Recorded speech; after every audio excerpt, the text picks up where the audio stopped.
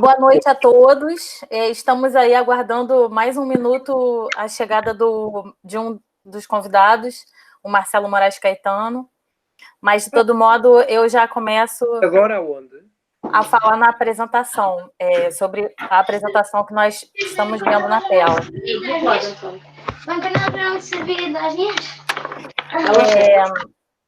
Pode dizer que depois podemos.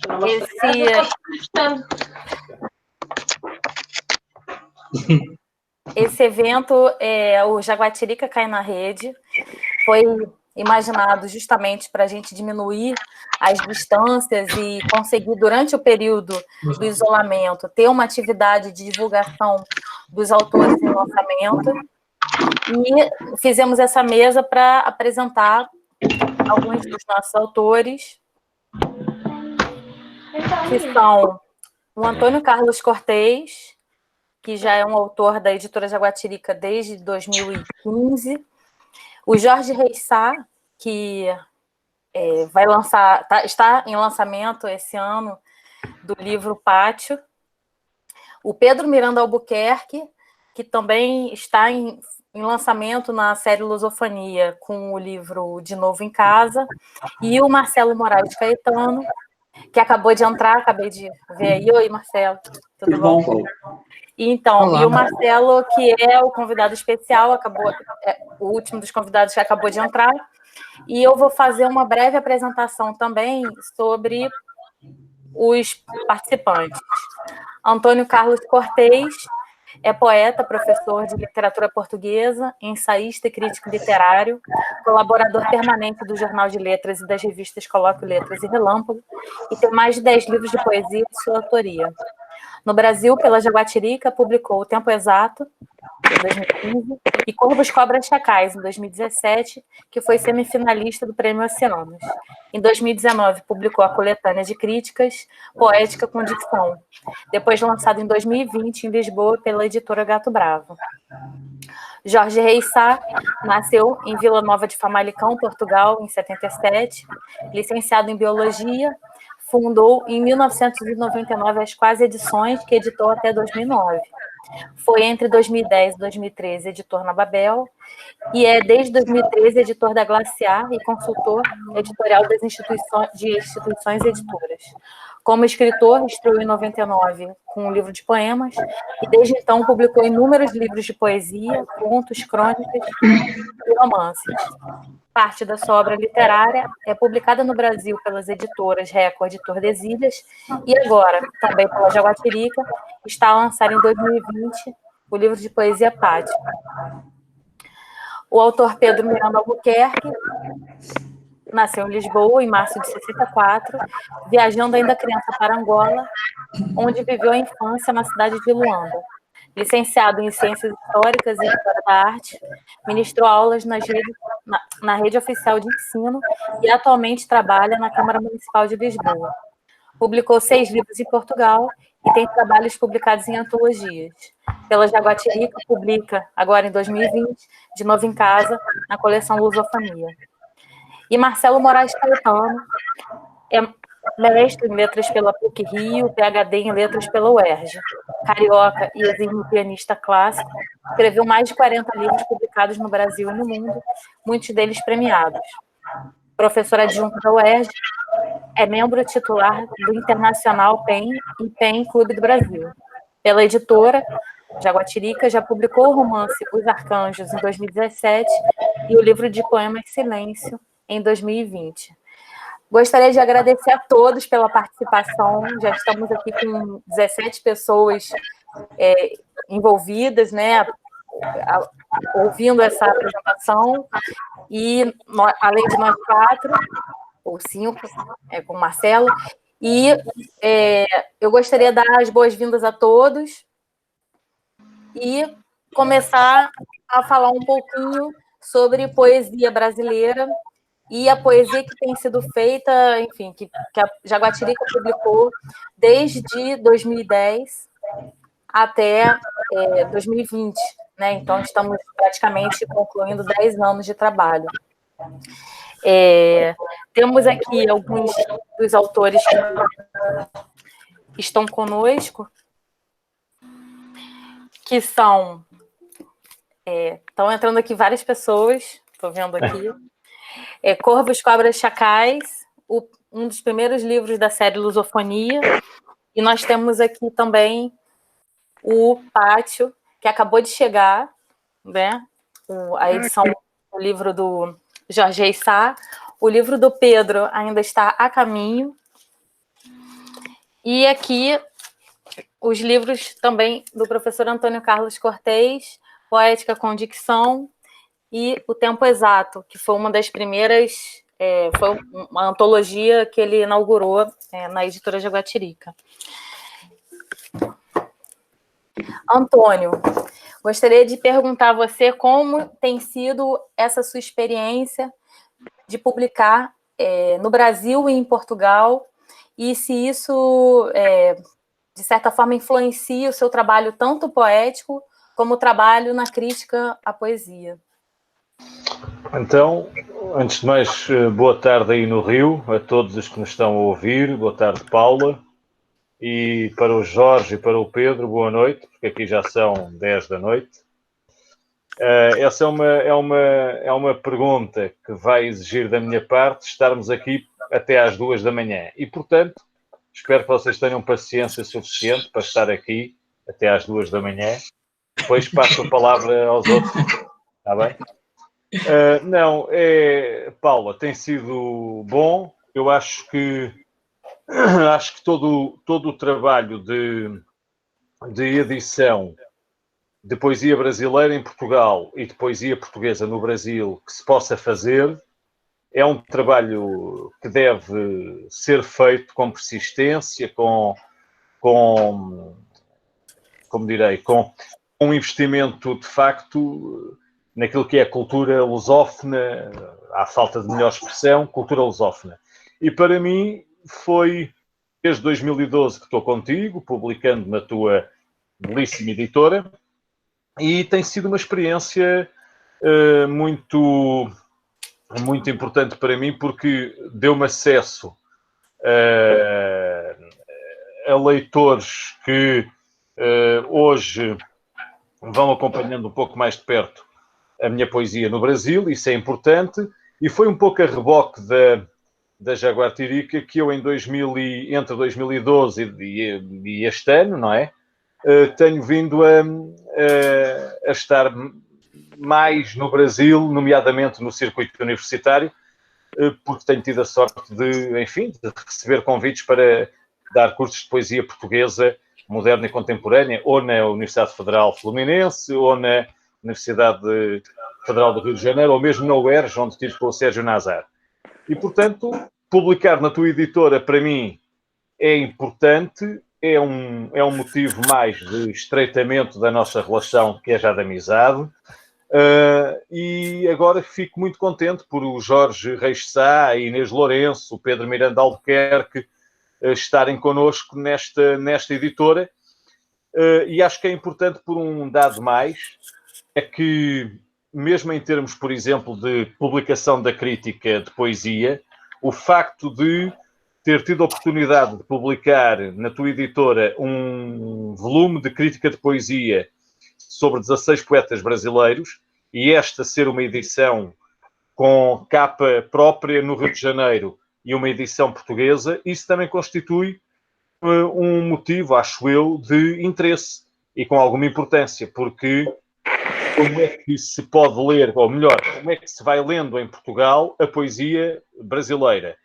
E como é que autores que estão agora no teu catálogo, o Jorge Reis Sá, o Pedro Albuquerque, a Inês Lourenço, podem ser recebidos aí no Brasil? Isso, para mim, é um motivo de grande júbilo e de confiança, porque acho que tudo o que nós possamos fazer para estreitar estas duas culturas, estas duas literaturas, é de menos. Tudo o que possamos fazer é de menos, porque há muita coisa ainda para fazer. Faltam-nos edições fundamentais de poetas brasileiros em Portugal, vai havendo cada vez mais, mas também falta dar a conhecer poetas portugueses muito no Brasil. E a tua editora tem sido responsável por isso. Já publicaste 17 autores portugueses, outros virão a caminho. E olha, eu estar aí no mesmo barco de todos é de facto muito bom, sinto-me contente, privilegiado, não sei que palavras posso usar, mas fico contente com isso. Obrigada, Antônio. Eu gostaria até de destacar que, em virtude, são 4 anos completos já publicando a série Lusofonia. Em 2019, foi informado que existia um apoio da Direção-Geral do Livro e das Bibliotecas, que não existiria, mas nós decidimos continuar com a série, né, com essa coleção, e publicar, serão ao todo 4 livros, o do Pedro e o do Jorge já saíram, né, já estão publicados, faltam mais 2 autores, que eu também selecionei, e depois disso estou em contato diretamente com os órgãos, tanto de Portugal como aqui, já tive alguns convites como editora para participar de grupos sobre lusofonia, né, grupos de estudo sobre lusofonia, e me parece que, assim, ao longo desses anos, a gente já está construindo um catálogo e uma divulgação importante, de modo a dar a perceber ao mercado a importância da obra dos poetas, né? E eu gostaria, então, de chamar, falando em importância, né, dos poetas e dos editores de poesia, eu porque a gostaria gente de chamar... Paula, porque a gente vai apresentar aqui os livros do Jorge e do Sim. Pedro, e do Marcelo, não é? Então. Isso é que é fundamental, não é? Eu depois, como crítico, faço a resenha rápida do que eles disserem. Claro, tá bom. Não, a gente volta. Com o Jorge e o Pedro para tomarmos um café. Sim, a gente volta. O Jorge tem um trabalho que é fundamental, tanto na edição de poesia como na produção, né, de livros de poesia, e ele foi um dos editores, né, que apresentou ao Brasil, praticamente, os grandes autores portugueses que circulam nas chancelas mais reconhecidas, né, e de editoras mais comerciais, como o Gonçalo Tavares, o Walter Ugumãe, entre outros. E eu gostaria de saber, na verdade, eu comecei bastante depois do Jorge, né, na edição de livros de poesia e na descoberta de autores portugueses que podem ter repercussão no Brasil. Gostaria de perguntar ao Jorge como foi essa experiência, como tem sido essa experiência, e agora também, né, como assim, consultor editorial, se realiza trabalhos também para editoras brasileiras, como curador de catálogo, curador de eventos. Então, e também falar sobre a sua poesia, né? Na verdade, importante também a gente conversar sobre o novo livro Pátio, né, que foi publicado agora e que está em lançamento, já está em venda, né, no site, na Amazon já colocamos, e também já está disponível como e-book. Fala um pouquinho da sua obra como um todo, Jorge, para as pessoas que estão ouvindo. Boa noite a todos. Eu peço desculpa, um bocado, o termo técnico é atado em relação às novas tecnologias, portanto estou aqui num telemóvel e não sei se isto está a ir em condições, não sei se é para pôr na vertical ou na horizontal, mas pronto. Na vertical, Jorge, na vertical. Tá bom. Na vertical. A vertical é assim. Está melhor assim? Então, é isso. É vertical. Ok. Pronto. Poesia vertical. Poesia vertical. E então, quer dizer, vamos lá ver, há 3 áreas na tua pergunta, 3 questões. A primeira tem a ver com a relação Portugal-Brasil do ponto de vista editorial, passada, que é uma relação que eu estabeleci muito quando estava na Squasi, principalmente com a publicação cá de vários escritores contemporâneos brasileiros. De cor, posso falar no António Cícero, no Murilo Mendes, no Caná Ferraz, no Ivan Junqueira, no Ana Cristina César, quer dizer, Ferreira Goulart, são tantos, são a coleção, tem o Manuel de Barros, são mesmo muitos. Depois na Babel publiquei também o Paulo Henriques Brito. Pronto, e essa relação foi uma relação que se estabeleceu a certa altura também de alguma amizade com muitos poetas aí do Rio e que fez com que se abrisse uma porta que até à altura eu acho que estava um bocadinho fechada. Tinha havido uma grande comunicação entre Portugal e o Brasil no século XX, com a Sofia, com o João Cabral, esse intercâmbio. E depois, com a Revolução dos Cravos, a minha tese é que Portugal virou-se para a Europa e as pessoas que perderam, entre aspas, a Revolução foram para o Brasil e então houve ali um corte atlântico. E eu acho que no final dos anos 90 houve novamente um reaparecimento desta ligação, já com uma geração que não viveu diretamente a Revolução e que possibilitou isso. Depois, como consultor editorial, o principal trabalho que eu fiz em relação ao Brasil é uma coisa chamada a Biblioteca da Academia, que tem os livros também no Brasil, é uma coisa feita com a Academia Brasileira de Letras, já vai em 12 volumes, 13, e que publicou desde os romances do Machado de Assis, à poesia completa de João Cabral, agora a obra completa do Ivan Junqueira, o Castro Alves, o Celso Cunha, o Joaquim Nabuco, pela primeira vez em Portugal, uma coleção de capa dura, simplesmente fabulosa, que a Academia Brasileira faz, apoia e coedita comigo, e que tem como um dos pressupostos mais interessantes o facto de os livros que eles adquirem como parceiros serem oferecidos a todas as bibliotecas portuguesas, que é uma coisa muito interessante. A minha ligação com o Brasil, e menos na edição cá, é uma ligação mais de autor. Eu tive, em 2005, publiquei aí um pequeno livro de poemas, chamado Elogia do Homem, e publiquei depois, a seguir, 2 romances na Record e agora o último romance há 2 anos na Tordesilhas.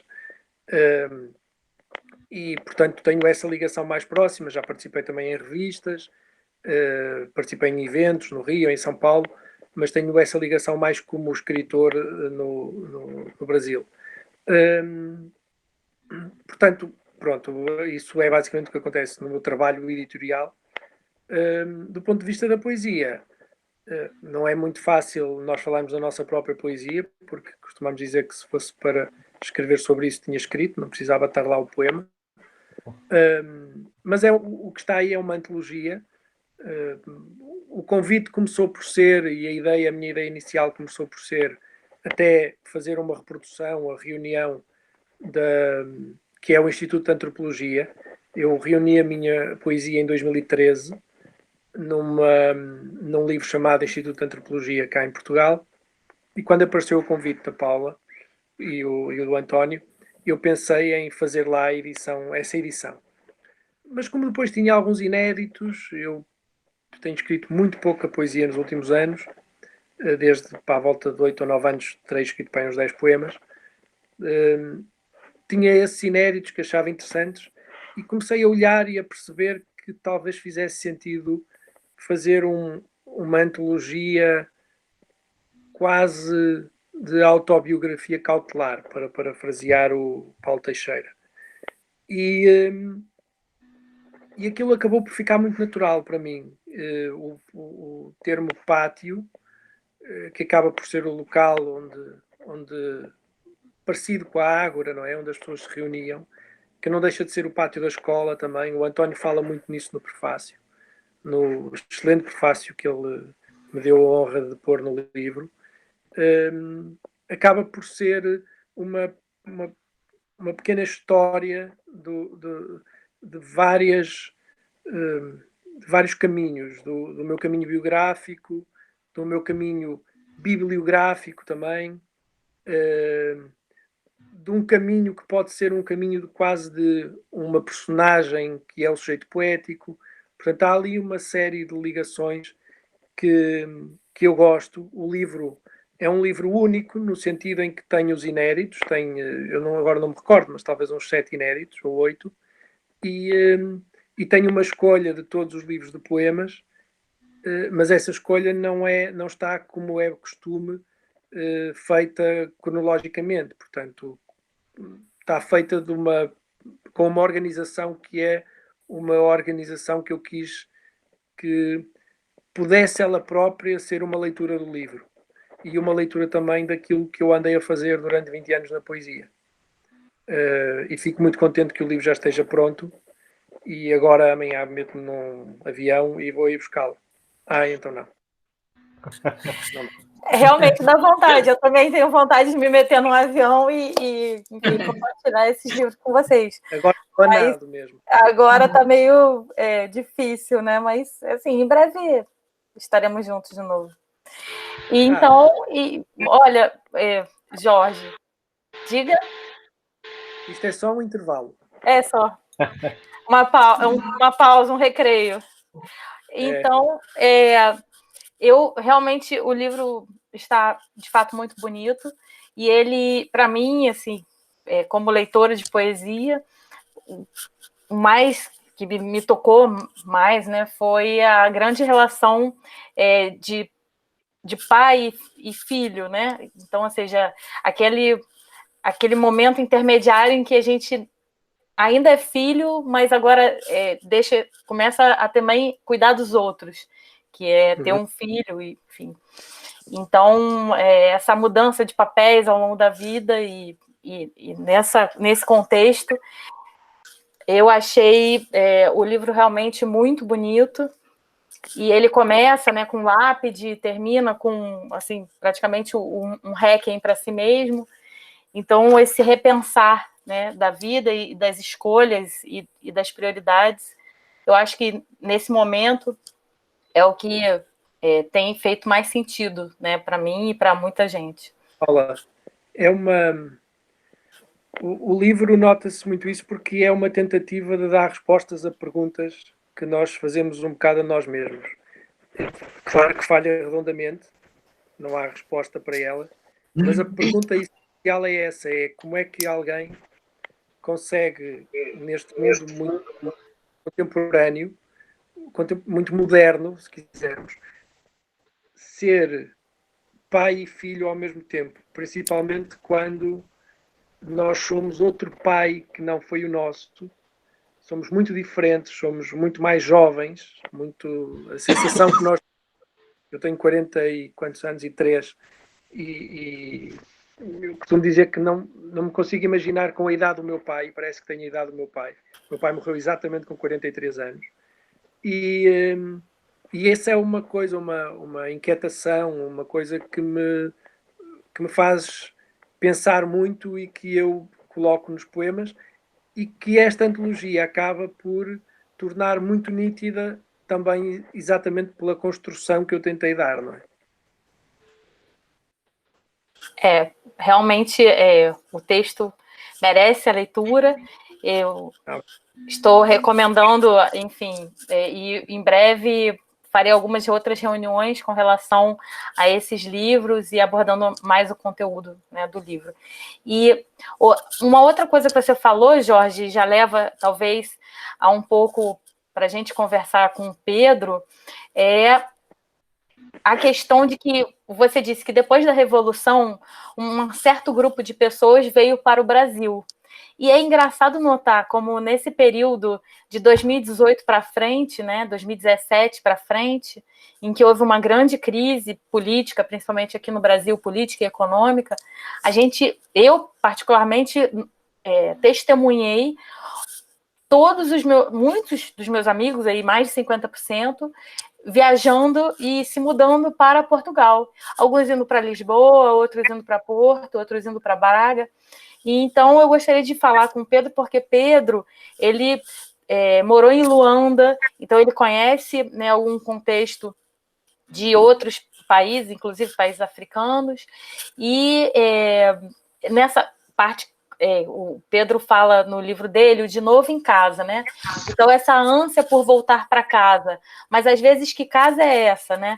Tem o Machado de Assis, uma das coisas interessantes que ele fala é que ele estava no Rio de Janeiro, mas ele sentia como se estivesse morrendo no exílio. Porque aquele Rio de Janeiro onde ele foi criado e que ele conhecia, não era mais o Rio de Janeiro, não era mais a casa dele. E isso acontece, né? Você, quando tem uma vida e existe uma modificação no contexto político, econômico muito forte, você não se reconhece estando em casa.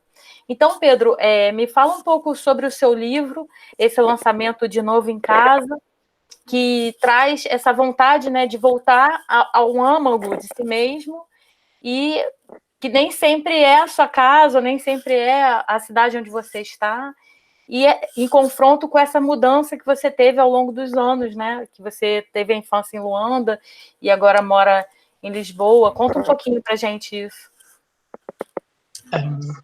Então, boa noite a todos também, aos que estão no Brasil e aos que estão em Portugal. E respondendo a essa pergunta, talvez começar por esclarecer aqui um equívoco com a palavra casa. Nesse título de Novo em Casa, eu não estou a falar da casa física, eu estou a falar do meu corpo. Portanto, esse livro, esse título, para mim, e eu hoje de manhã pensava nisso, quer dizer de novo dentro do meu corpo, de novo comigo mesmo, de novo com a capacidade de perceber que eu não sou útil para ninguém, eu não posso amar ninguém, eu não posso servir ninguém, eu não posso compreender ninguém, se eu não for capaz de assumir dentro de mim mesmo a minha inteira liberdade, a minha inteira essência, a minha inteira necessidade de procurar os meus caminhos e sem com isso ferir ou defraudar expectativas, sem com isso desrespeitar os outros. Portanto, esse título é um bocadinho enganador porque penso que é um bocadinho enganador porque poderá levar as pessoas a perceber um sentido e só depois, lendo o conjunto dos poemas, percebe que realmente é como se fosse uma viagem através da poesia e através de uma maquinaria metafórica quase gongórica, porque eu sou um pouco gongórico, peço desculpa, é uma viagem ao meu interior. O Marcelo Moraes Caetano, que escreveu para o livro na edição brasileira, para grande espanto meu, conseguiu apanhar isto da seguinte forma. De repente, ele encontra paralelos com imagens clássicas e com imagens modernas. Ele encontra referenciais de Picasso, mas também encontra referenciais do Renascimento. Ele encontra relação dos poemas com a arquitetura, mas também com o cinema. Ele percebe que, de repente, se está a falar de mito e religião, mas depois está-se a falar de liberdade e política. E, efetivamente, é isso. É porque o livro, de novo em casa, é o Pedro Miranda Albuquerque, de novo consigo mesmo, sozinho, a tentar reencontrar-se.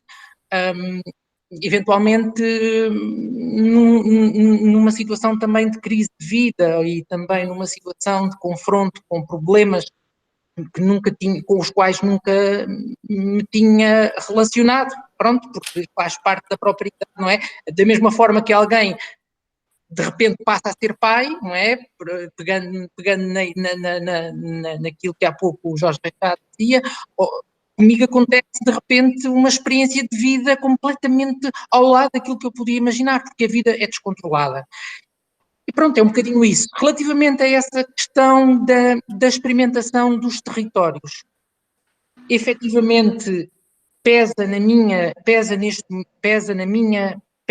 idade, pesa na minha escrita, pesa na minha deficiência de personalidade, nas minhas deficiências de personalidade, pesa nas minhas faltas, pesa nas minhas imagens poéticas, o facto de eu ser uma espécie de criança transplantada de território em território, de lugar em lugar, a quem foram sempre cortando raízes.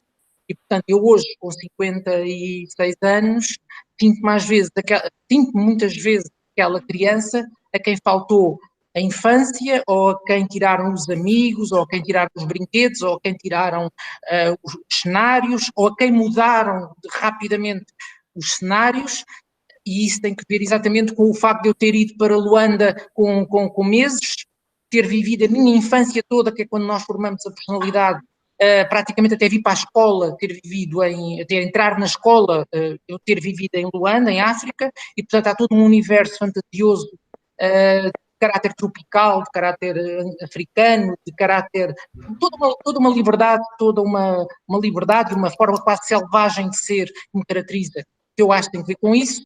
E depois há, por exemplo, eu agora com mais idade lembro-me muito isso, há, por exemplo, eu lembro-me hoje do choque que foi a minha relação com a Lisboa dos anos 70, portanto, quando regresso a Portugal, a Lisboa nos anos 70, o choque que foi eu chegar a uma cidade onde eu, por exemplo, não havia população negra, não havia população negra naquela época. Eu não cheguei no 25 de Abril, cheguei antes do 25 de Abril, e, portanto, não havia negros em Lisboa, eu não tinha crianças, eu não tinha meninos negros para brincar, que eram os meninos com quem eu brincava no Mosec, porque a minha casa era a última casa junto ao Mosec, por exemplo.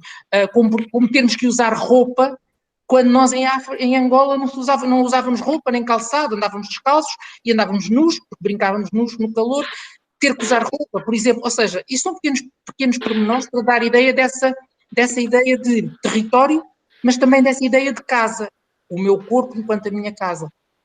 E pronto, não sei se respondi ao que me foi perguntado, não sei se respondeu. Pedro, obrigada. Não, respondeu maravilhosamente bem.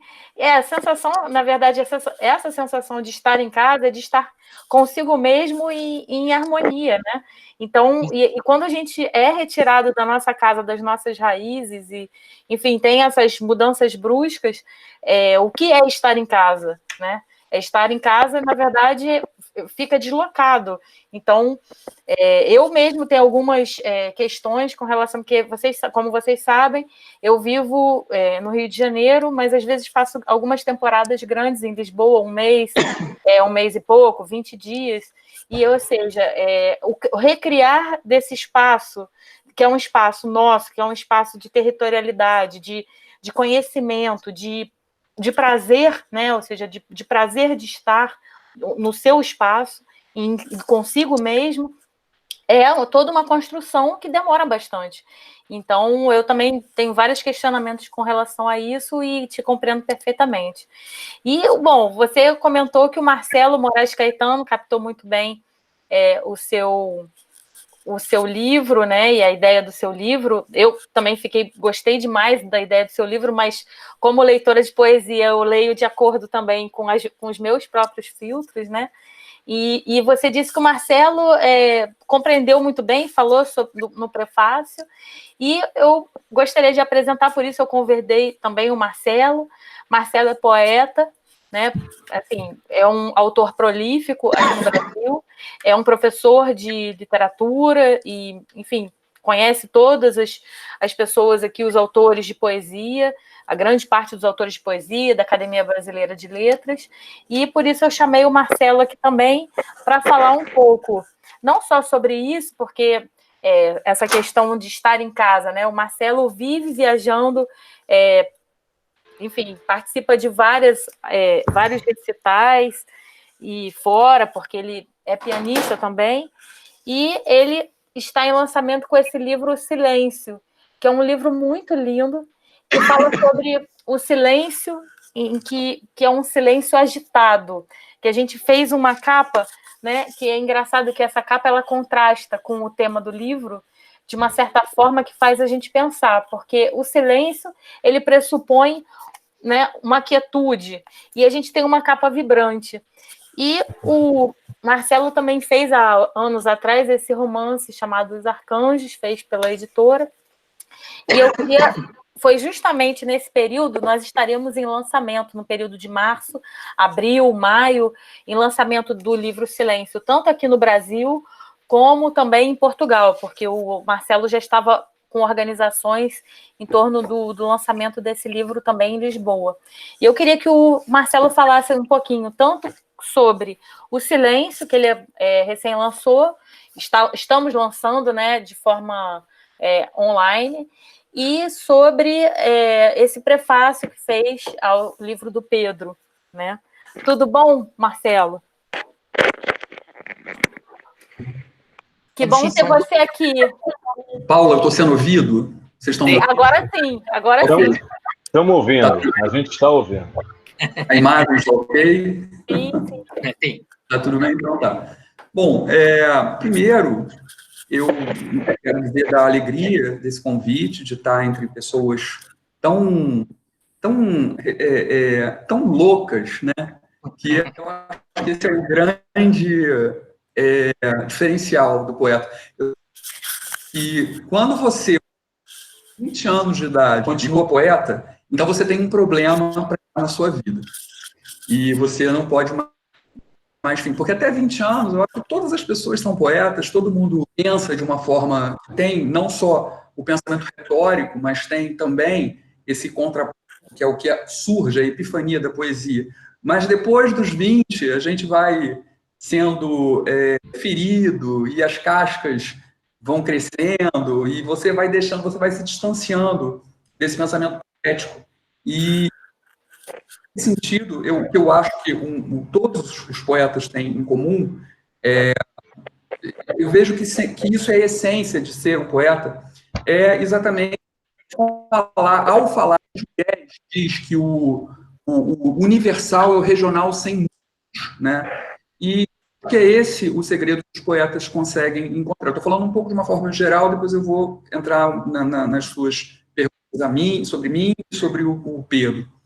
Mas eu considero que o poeta enfim, como Schopenhauer dizia, sem talvez falsa modéstia nesse momento, mas o poeta é aquele que conseguiu atingir o ponto mais difícil de ser na língua, né? Porque a língua tem um limite a partir do qual ela já não consegue falar nada. Daí esse meu livro Silêncio, né? Inclusive talvez seja um livro... Você sabe que nas línguas indígenas, Deus é chamado de Nhamandu, que significa inominável, ou seja, diante desse grande mistério da vida, como o Pedro salientou, que é um mistério de descontrole, segundo, eu acho que a palavra que ele usou, a vida é realmente um furacão de...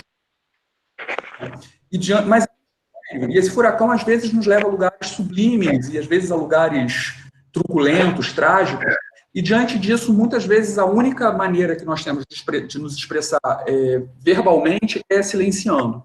Eu creio que esse livro, Silêncio, por isso essa capa contrastando, porque é um furacão que precisa ser expresso, e a gente expressa com a limitação das palavras, né, o que, na verdade, efetivamente, não teria como ser expresso.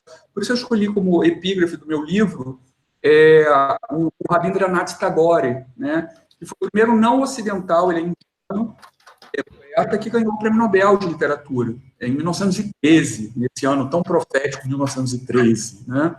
As vésperas aí da Primeira Guerra Mundial e, enfim, da gripe espanhola, que hoje em dia a gente lembra que sucedeu a Primeira Guerra Mundial. Quer dizer, a Primeira Guerra Mundial não acabou em 1918, né? Enfim, o Tagore é um místico, um poeta maravilhoso, e fala sobre isso, sobre essa questão do silêncio e de como a poesia consegue, ou pelo menos é a grande tentativa do poeta, me parece, e concordando com Tagore, exprimir o inexprimível, né? Então, por isso eu disse que quando você passa dos 20 anos e continua sendo poeta, você tem um problema. O problema é esse. Você não vai se aquietar, perdão, não vai se aquietar se você não fizer esse trabalho, que pode ser um trabalho que na mitologia seria o trabalho de Sísifo, né? Um trabalho em que você carrega a pedra morro acima e a pedra despenca e você carrega a pedra morro acima. Mas a gente não se cansa disso. Eu tenho a impressão que esse é um papel do poeta, de todo poeta. Eu acho que superpassa as mais diferentes linhas, os mais diferentes estilos, as mais diferentes personalidades poéticas. Me parece que isso é uma linha em comum, né, dos poetas. Falando sobre a poesia do Pedro, rapidamente, não vou também me delongar para também não ficar até as 2, 3 da manhã, a poesia do Pedro é realmente espetacular. Assim, o livro que ele me deu as mãos foi um livro que me tocou profundamente, porque era exatamente... Tanto que o título que eu dei ao prefácio foi O Corpo Místico da Poesia. Eu tenho a impressão que, com o livro, de novo em casa, exatamente como ele diz, que se retorna a um corpo, né, e que esse corpo é uma forma, que é o próprio corpo, né? Ou seja, eu falo do desejo, o significado do desejo na acepção freudiana, né? É aquela voz pura que precisa ser protegida dentro do tão vilipendiado ego, né? A gente trata o ego muitas vezes nas coisas de autoajuda, etc, etc, a gente lê isso como sendo o inimigo. Ele é um inimigo se você se identifica com os papéis sociais. Mas ele é um amigo se ele é um ator, um veículo através do qual você perpassa a sociedade. E eu acho que é isso que o Pedro, posso estar muito enganado, o Pedro me corrige, mas é isso que o Pedro aponta.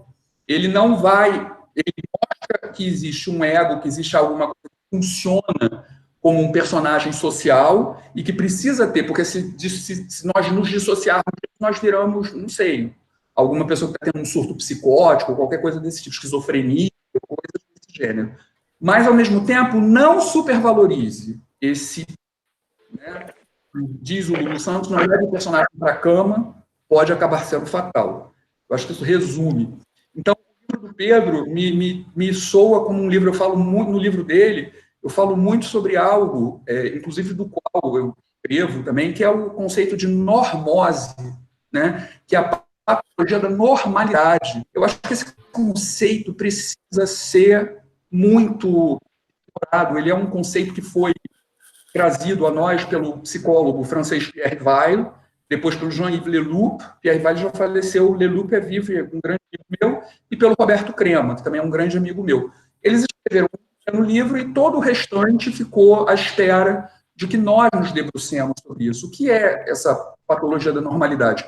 É você ter como parâmetro, né, num jogo aí de Gestalt, um jogo de você ter como parâmetro as classes hegemônicas, entende? As classes, o branco, o heterossexual, poderoso, etc, etc, e o macho, né?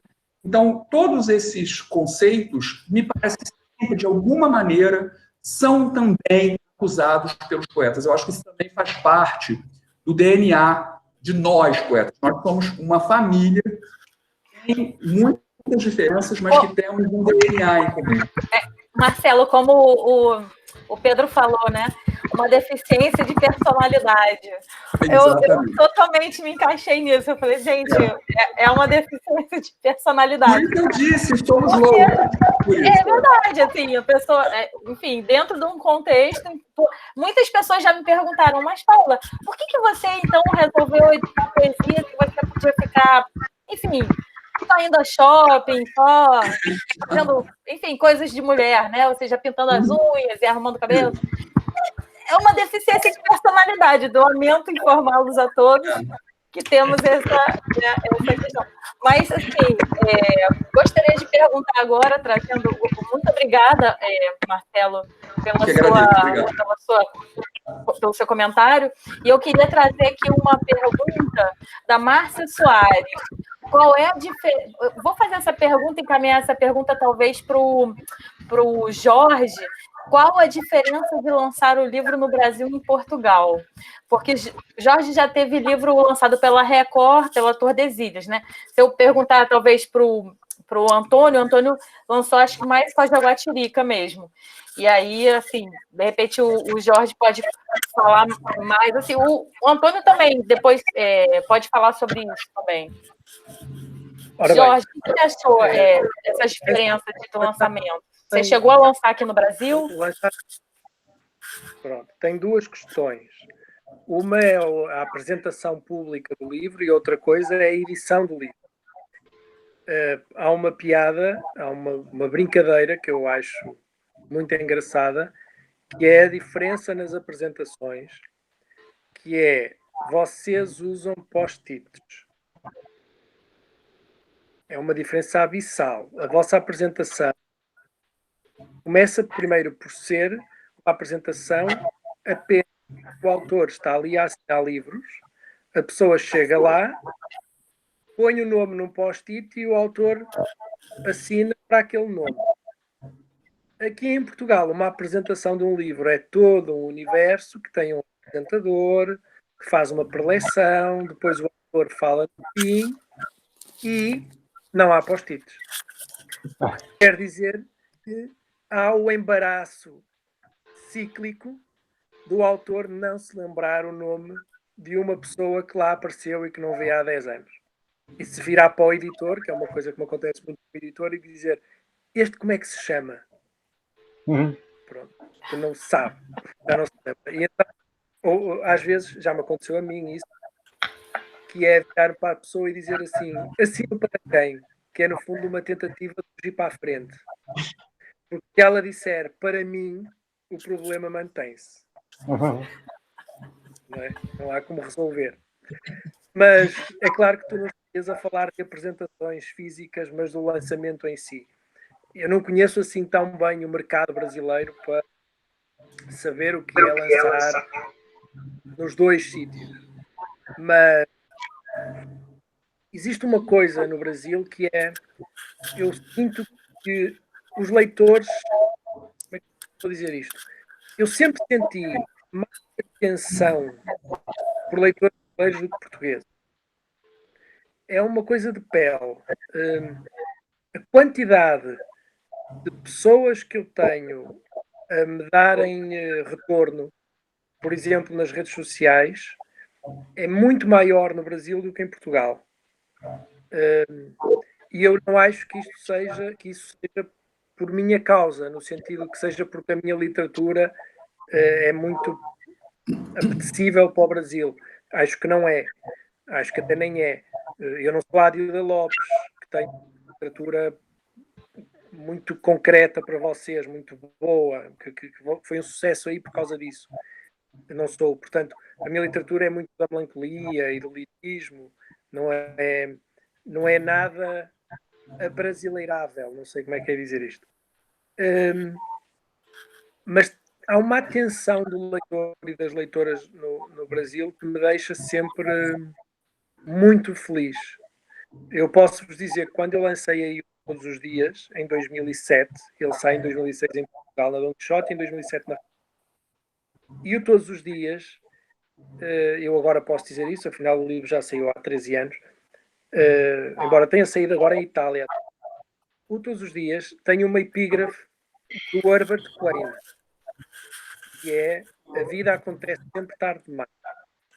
Ora, o Herbert Quain é, portanto, o autor que o Jorge Luís Borges escreve sobre no seu livro Ficções, sendo que ele faz a análise da crítica literária da obra do Herbert Quain e o Herbert Quain não existe. Portanto, ele faz uma crítica excelente, não é? Uma crítica literária a um autor que não existe. Ora, o Herbert Quain, o que eu fiz foi utilizar um autor que não existe para colocar uma epígrafe que eu inventei. Eu queria que a epígrafe fosse a vida acontece sempre tarde demais e nunca ninguém tinha dito isso, eu não conhecia, e então o Herbert Quain. E quem fez a ligação com o Anda Morte com o Anda Morte Ricardo com uma coisa do Chico Buarque foi um leitor brasileiro. Aqui em Portugal ninguém percebeu que aquilo que era uma ligação com o Herbert Quain e o Borges. E eu achei isso muito interessante, porque o livro acabou por ser também muito lido em Portugal por alguma coisa. E eu achei isso, a análise que ele fez, fantástica. E isso também acontece muito com outros leitores brasileiros, aconteceu também com a Devoção do Amor, que saiu. Eu acho que essa é a grande diferença. Não sei porquê, há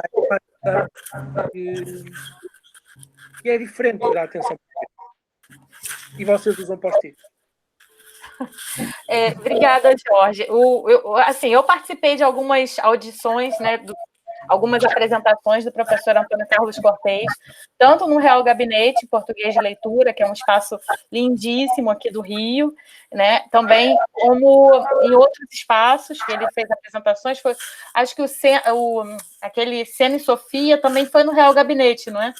Então, acho que foi no Real do Gabinete. Eu não consegui ir à UF na aula que ele fez, porque eu não tinha como ir e voltar de Niterói no dia que ele apresentou, mas eu gostaria também que o Antônio comentasse sobre isso, ou seja, a receptividade do conteúdo de literatura pelo público brasileiro. Na verdade, nessas apresentações que ele fez, tanto sobre as revistas, eu me lembro de uma apresentação sobre revistas de poesia, que ele apresentou no Real Gabinete há vários anos atrás, e no ano passado, esse evento Seno e Sofia, do centenário, né?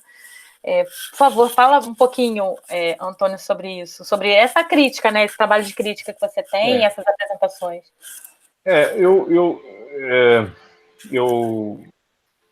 Bom, eu quando vou ao Rio de Janeiro, eu sinto sempre que estou em casa, porque eu gosto imenso de Legião Urbana, é uma das minhas bandas favoritas, é uma obsessão minha, a poesia do Renato Russo, que aliás está lida neste livro de crítica que lancei aí contigo, para dar a conhecer numa outra perspectiva a poesia do Renato Russo. E a minha experiência é sempre muito boa, no sentido em que eu no Rio de Janeiro e também em Natal e também em São Paulo, eu, como professor, fui sempre bem recebido pelos meus colegas quando dei cursos de poesia moderna e contemporânea. E tem sido, eu por mim, quero dizer, passava meio ano no Rio de Janeiro, porque é a minha cidade. Lisboa, Rio de Janeiro, são duas cidades, têm ambas o Cristo Rei, deve ser por isso, não sei. Mas a verdade é que eu considero que, como diz o Jorge, quer dizer, há um lado de apresentação e de edição que nós devemos distinguir. A apresentação em Portugal é, de facto, um momento em que o autor em causa, para além de convidar o editor, para além do editor ser peça fundamental na apresentação do livro, se convida normalmente em Portugal académicos ou então críticos de poesia que são ou não da academia, mas que de alguma maneira o autor considera poderem legitimar ou poderem acrescentar ou poderem esclarecer aspectos da sua obra ou do seu livro que de outro modo talvez não fossem tão evidentes. E, portanto, quando nós fazemos um lançamento numa livraria de Lisboa, nós temos uma mesa ao comprido com o autor, o editor e o crítico, ou o ensaísta para aquela ocasião. E segue-se normalmente, se for um caso de um livro de poesia, segue-se normalmente uma leitura de poemas feita normalmente por alguém que o autor convide ou que o editor convide. Pode ser um ator, uma atriz, mas há um cerimonial, uma espécie de ritual de passagem, porque o livro é dado ao público e exige uma espécie de rito simbólico nessa passagem. Eu publiquei o meu primeiro livro em 99, eu e o Jorge, acho que publicámos ambos começámos no mesmo ano, o Jorge, eu, o Pedro, Mexia. Há aqui circunstâncias muito felizes. E esses livros todos, na verdade, de 99 para cá, são 15 livros de poesia, são sempre acompanhados desse momento feliz, que é também pretexto para convidar amigos, para seduzir leitores, para congregar, haver um encontro de energias, não é? E eu gosto disso. Aliás, tenho a esperança, e digo já aqui em direto, ao vivo e a cores ao Jorge e ao Pedro, que o que eu gostava mesmo era irmos os três ao Rio de Janeiro, darmos lá pelo menos uns 7 a 10 dias e fazer 2 lançamentos no Rio, 2 outros lançamentos em São Paulo, haver encontro com alunos em universidades, uma mesa redonda com editores e professores pensando a poesia portuguesa, o seu lugar, poesia portuguesa e brasileira, o seu lugar nos dois lados do Atlântico, porque é isso, quer dizer, acho que há que viver e para mim os lançamentos são oportunidades de afirmar uma energia vital. No Rio de Janeiro eu fiz, como tu dizes, dei algumas, nesse caso no Real Gabinete, a Gilda Santos convidou-me na altura, eu tinha ido dar aulas na Universidade Federal Fluminense, um curso de poesia moderna e contemporânea, e na circunstância ela convidou-me para dar duas sessões, na verdade, no Real Gabinete Português de Leitura, de poesia portuguesas e brasileiras. E, portanto, foi uma lição, uma aula, uma conversa, e foi ótimo. Havia lá alunos que tinham vindo de Niterói para ver aquela aula e tal. O que eu acho é que no Brasil, pelo menos daquilo que eu conheço, a Universidade do Rio Grande do Norte, em Natal, as universidades no Rio que eu conheço e em São Paulo, há de facto um interesse cada vez maior pela poesia portuguesa. E não creio que seja só o fenómeno Adília Lopes, que ajudou e muito, mas acho que cada vez mais estão a descobrir os leitores brasileiros, desculpem, autores portugueses que vêm um pouco a reboque desses fenómenos de sucesso no Brasil. A Adília Lopes é um caso, mas eu espero que, vou deixar aqui para os leitores que estão aqui, auditores que estão aqui connosco, vou deixar aqui 7 nomes de poetas que espero que vocês queiram ler e possam talvez encontrar em alguma chancela editorial brasileira, ou caso não, que encontrem na net e peçam à Paula para, porventura, os publicar na sua editora. Alguns estão publicados no Brasil. É o caso de Gastão Cruz, que está publicado na Mobile e na Língua Geral. Infelizmente, a Língua Geral já não publica, mas Gastão Cruz, um enorme poeta, que o Jorge Reixá tem logo ali atrás a edição dos poemas da Assíria Alvim. Está aí, está aí já. Ali em cima, exatamente. Outro poeta fundamental, Fiamma Acepais Brandão, que não sei se... Creio que está publicada no Rio de Janeiro, mas não tenho agora presente a chancela. Mas vocês podem descobrir poetas como Daniel Faria, um importante poeta que o Jorge editou em Portugal, que merece ser conhecido no Brasil. Fernando Luís Sampaio, um importante poeta da década de 80. Paulo Teixeira, que o Jorge referiu há pouco, é um outro importante poeta. E há depois da nossa geração, eu indicaria talvez 3, 4 nomes que eu sei que não estão publicados no Brasil e poderiam estar. Desde logo a Inês Lourenço agora já está, mas como é que se chama, Jorge? Ajuda-me lá. É da nossa geração. É um tipo mais novo, pá, que publica na Relógio d'Água. Frederico Pedreira. Frederico Pedreira é um poeta muito interessante que vocês deveriam tentar conhecer. O Jorge está a mostrar aqui uma edição das Quase do Daniel Faria, importante poeta, infelizmente já falecido, morreu com 27 anos.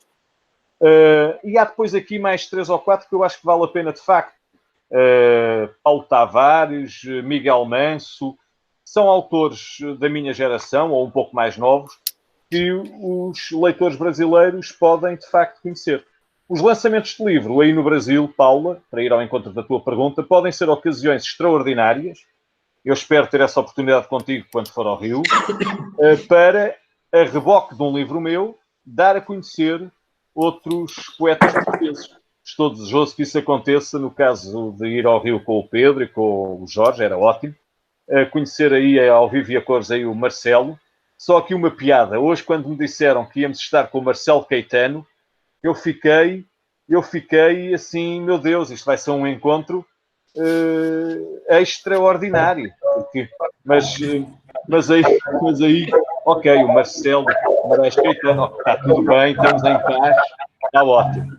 Mas é que o nosso Marcelo Caetano, de má memória, foi para o Brasil também.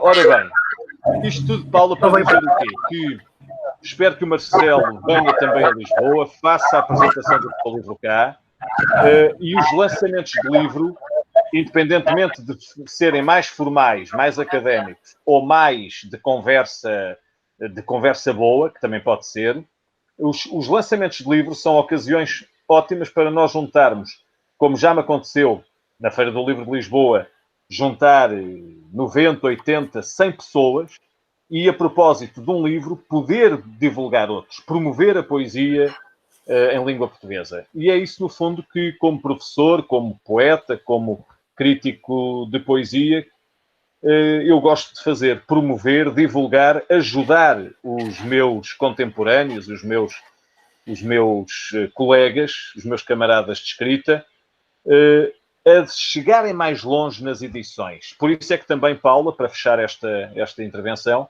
acho que é fundamental que a tua editora venha a ser alvo de uma atenção por parte da imprensa portuguesa, em especial pela imprensa dita cultural, a começar no Jornal de Letras, eventualmente depois isso pode gerar um movimento e, quem sabe, se daqui a algum tempo o Expresso, o Público, não tem, enfim, a sensibilidade para ver o quanto tu tens feito pela poesia portuguesa no Brasil. Eu acho que isso é um mero gesto de elementar justiça.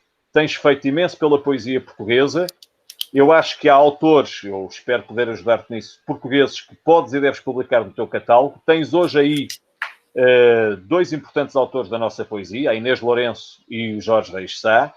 E o Pedro é uma descoberta que os leitores, quer em Portugal, quer no Brasil, devem fazer. É, quanto a mim, uma voz poderosíssima da poesia, extremamente original. Ele diz gongórica. Pode ser, mas é muito mais do que isso. Gongórico no sentido que lhe dá o Jorge de Sena, estarei de acordo. No sentido pejorativo, não digas, porque senão há sempre gente que pode pegar por aí.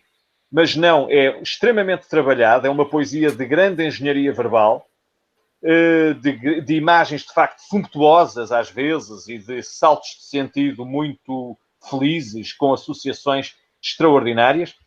E é isso, quer dizer, o último apontamento é este, é que, por exemplo, Corvos, Cobras, Chacais, que eu publiquei contigo, poemas em prosa,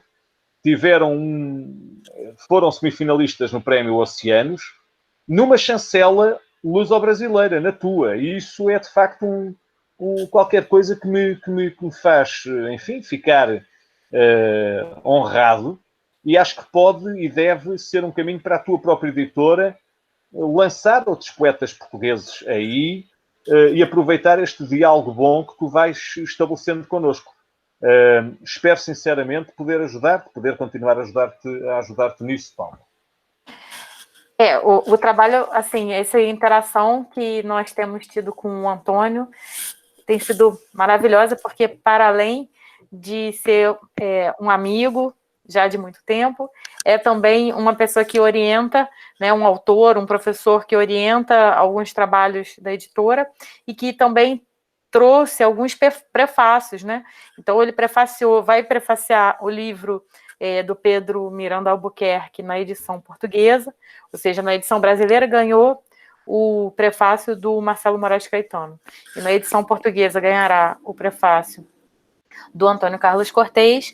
E eu tenho alguns outros livros que possivelmente vão ser publicados para esse ano e 2021, que seriam, já estamos em conversa, com Álvaro Alves, que é um poeta português, mas que veio morar em São Paulo, a Denise Emer, que é uma poeta muito importante aqui no Brasil, e publicou vários livros e pretende lançar com a editora Gato Bravo um livro de contos.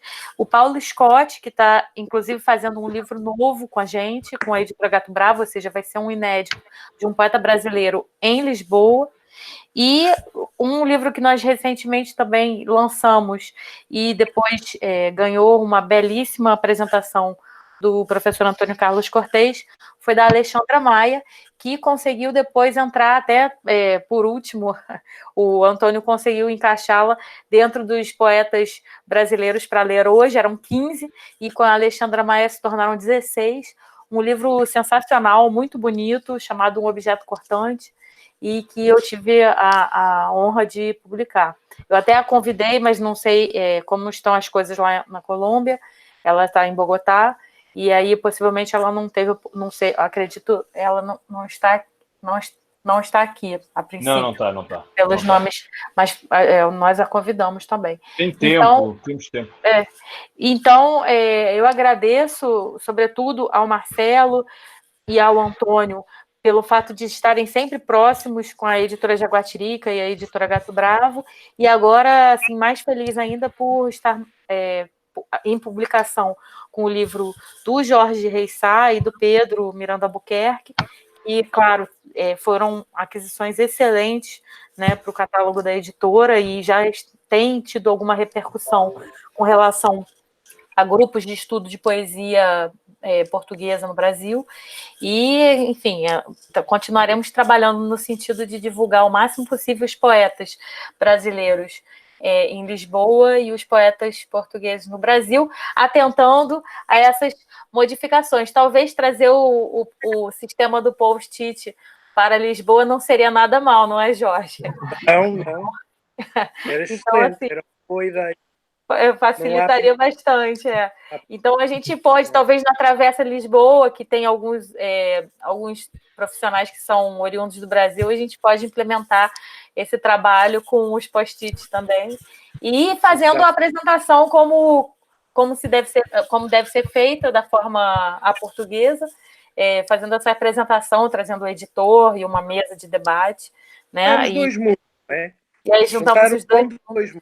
Não, e eu pensei justamente trazer essa técnica de fazer uma mesa de debate para os eventos aqui no Brasil também, porque realmente a colocação das pessoas só numa fila, assim, você, depois do seu trabalho, né, passa o dia todo trabalhando, ainda vai para um lugar onde só servem vinho, pouca comida, e você fica numa fila só para dar um beijinho no autor e dar os parabéns e tirar uma foto, realmente é uma isso não é lançamento, é tiragem de senha para ir ao talho. Não dá, não é? Não, é como dizem aqui, é para dar um cheirinho no cangote do autor, né? Então, não dá. Pessoal... Imagina se o autor não pôs perfume. Pois é. Então, assim, a ideia também é trazer um pouco dessa dinâmica do debate para os lançamentos aqui no Brasil. Então, a gente também pensa um pouquinho isso. Nesse momento, não está sendo possível, porque por causa da limitação, do isolamento, mas acreditamos nós que para 2021 tudo comece a entrar numa certa normalidade, se tivermos vacinas e, enfim, tratamentos específicos com bom resultado. Agradeço, então, bastante a vocês. Estamos aqui às 7h09 da noite, abrindo para perguntas. A Marta fez alguns comentários sobre o De Novo em Casa. Gostou muito, ficou muito interessada, falou muito interessante De Novo em Casa, uma viagem ao interior de si próprio. Então, nós temos aí, Pedro, uma bela interessada no seu livro. Penso que durante a vida de trabalho mais produtivo estamos fora de casa, porque não há tempo de entrar em casa, entre aspas, né? Ou seja, entrar dentro de si mesmo, pois o trabalho e a vida doméstica te consomem. Aquela coisa da alienação, né? A gente fica alienado do próprio tempo, do próprio, enfim, de si mesmo, porque tem as contingências da vida, né? Para poder trabalhar. Então, eu gostaria de saber se vocês ainda gostariam de comentar alguma coisa, Jorge ou Pedro também. Eu quero que os leitores aí que estão a ouvir vão ler o Jorge Reis Sá e vão ler aí o Pedro mais e comprem os teus livros, porque vale bem a pena. Esse é o meu desejo. Acho que devem mesmo procurar aí a poesia portuguesa. No livro Poética com Dicção também está assim, bastante interessante, porque ele traz, o livro do Antônio, né? Ele trazendo a crítica poética, engraçado que ele trouxe também o Chico Buarque e o Renato Russo, que são percebidos como grandes poetas que, na verdade, são músicos. E o Marcelo até conhece bastante isso, porque Marcelo é músico também, toca de forma exímia o piano, ele faz o piano clássico, mas, obviamente, ele é sobrinho do Vinícius de Moraes, né? Não é sobrinho, Marcelo? Isso, sobrinho do Vinícius de Moraes, e, então, assim, teve uma vida completamente dedicada à poesia, e Vinícius de Moraes foi um dos nossos grandes poetas que fez uma poesia que foi musicada, e que é um dos hinos, né, aqui no Brasil, Eu Sei Que Vou Te Amar, né, que é uma música lindíssima. Então, Marcelo, você tem alguma coisa para comentar sobre essa interseção entre a música e a poesia? Olha, mais uma vez, eu estou sendo ouvido porque eu sou péssimo. Eu vi que o Jorge escreveu que tem problema com tecnologia. Duvido que você tenha mais do que eu, mas depois vocês estão me ouvindo, estão me vendo? Sim. Tudo bem, tudo bem. Tudo ok. Para mim, isso aqui é uma coisa, assim, alienígena. Mas vamos lá. Sim, é claro, eu não consigo. Eu estudo piano desde 5, 4 anos de idade, né? O piano clássico exige esse tipo de preparação. Você precisa estar, como, não sei, bailarino clássico, atleta olímpico, você precisa estar desde muito cedo. Então, a música sempre foi, sempre é, e eu creio que sempre será, a minha forma de... Pianista. Você Sempre conhece, Marcelo? O pianista, sempre... Gastão Cruz, você Pois conhece esse? com certeza, com certeza. É a minha forma de ver o mundo, né? Eu não consigo compreender a vida. Quando eu falo da poesia, quando eu falo do silêncio, né? É famosa aquela frase do Victor Hugo, que a música exprime o que as palavras não podem dizer, mas também não pode ficar calado, né?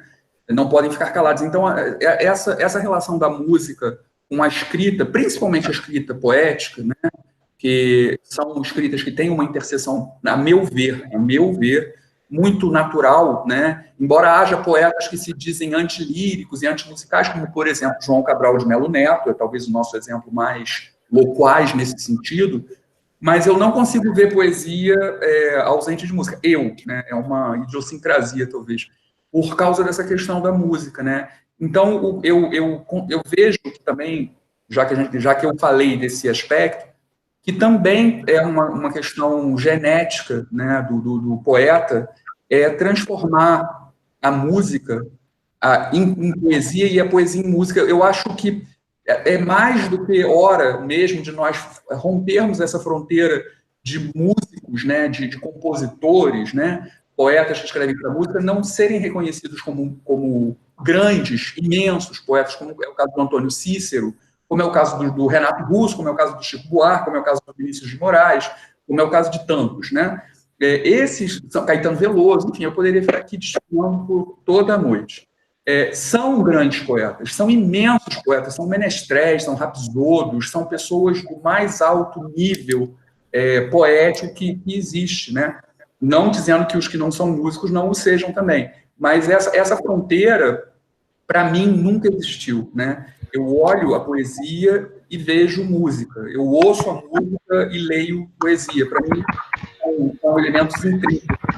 Vou fazer um parêntese, porque eu acho que eu preciso fazer uma errata. Eu disse que depois da Segunda Guerra Mundial veio a peste negra. Eu acho. Eu não sei. Eu quero, porque isso aqui fica para a posteridade. Claro, foi a gripe espanhola. É porque eu passei a tarde, acreditem, dando uma entrevista sobre peste negra e Covid, não sei o quê. Então, eu estava com esse... Eu acho. Se eu falei, corrijam. Se eu não falei, está tudo bem. Então, retornando, é isso. Eu não consigo ver como música, né? Eu não consigo... Quando eu escrevo poesia, eu estou, na verdade, compondo, né? Para mim, é uma forma de composição. Eu tento fazer com que as palavras, dentro das suas limitações naturais, das quais eu falei, né? E as palavras transcendam ou se transmutem mesmo, como se fosse uma espécie de alquimia. Por isso, esse livro Silêncio me representa tanto. Sim, Paulo Henrique Brito, Marília Garcia. Marília foi a primeira... Alguém escreveu, foi o Jorge. Marília foi editora pela 7 Letras em 2003, de contos, que recebeu prêmios, e Paulo Henrique Brito foi a primeira pessoa que eu deveria continuar sendo poeta, porque eu ganhei o primeiro prêmio no concurso Paulo Henrique Brito, da PUC-Rio, da Universidade, da Globo Universidade, da editora Record, e foi meu livro de estreia, e eu ganhei o primeiro prêmio no Paulo Henrique Brito. Então, são duas pessoas que apostaram. Eu próprio não sabia que era poeta, porque eu considero, embora eu escreva poesia, eu tenho muito pudor em me dizer poeta. Eu considero o poeta uma espécie de mito, semideus. Eu considero o poeta um herói, alguma coisa inalcançável. Então, eu não sei se eu tenho ainda pudor, coragem de me dizer poeta. Eu acho que me falta ainda lastro com modéstia, mas eu me considero um músico que escreve música em forma de palavras. Eu acho que é isso, quando você me pergunta sobre essa relação entre a música e a poesia. E assim como Vinícius de Moraes, que é tio avô, irmão do meu avô, assim como Vinícius de Moraes, eu amo as religiões africanas. Eu sou um bandista. As coisas que eu pergunto, mas como? Assim, eu não sei nem como explicar, porque uma pessoa que me pergunta como eu posso ser um bandista, para mim não merece a resposta. Mas eu tenho isso do Vinícius. Eu sou absolutamente apaixonado pela África, pela cultura africana, pela religião africana, pela estética africana, pela ética africana. E embora seja um músico clássico, né? Então, quem eu toco no meu repertório é Brahms, Beethoven, Chopin, Bach, Liszt, enfim. Mas o meu coração bate na música africana, nos afro-sambas do Vinícius e Baden-Powell. É um pouco isso. É um pouco essa confusão toda. Eu acho que o poeta não se também, ou alguém que escreve poesia, não se prende a rótulo, e eu, portanto, nisso, talvez seja um poeta. Eu tenho a comentar sobre isso, que o Paolo Prodi diz que os poetas, eles, na verdade, são como profetas, porque eles são as pessoas que estão mais próximas daquilo que não se vê, né? Então, estava lendo um livro sobre esse filósofo, e ele diz isso, que os poetas são profetas. E nesse sentido, enfim, todos aqueles que têm uma sensibilidade maior e percebem o que não se vê, têm a qualidade de serem poetas.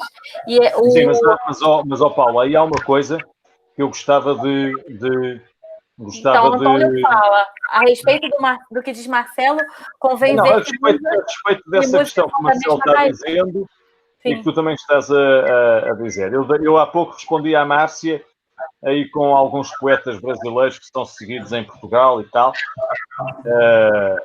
para tentar, e escolhi propositadamente alguns poetas brasileiros que me parece que também têm aqui uma voz forte no que diz respeito à técnica. É claro que há uma dimensão, vamos dizer assim, inominável e até um pouco inexplicável, seja na arte da poesia, seja na música, seja na arte como um todo, não é?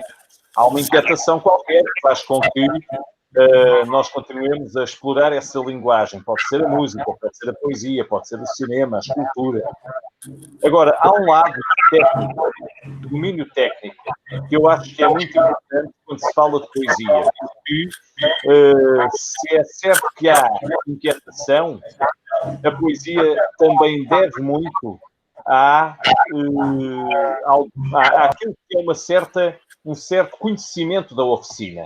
Não basta haver inspiração. A inspiração não é, quanto a mim, um critério valorativo ou legitimador da poesia. Acho que, por exemplo, gostava até de ouvir o Jorge sobre isso, como editor.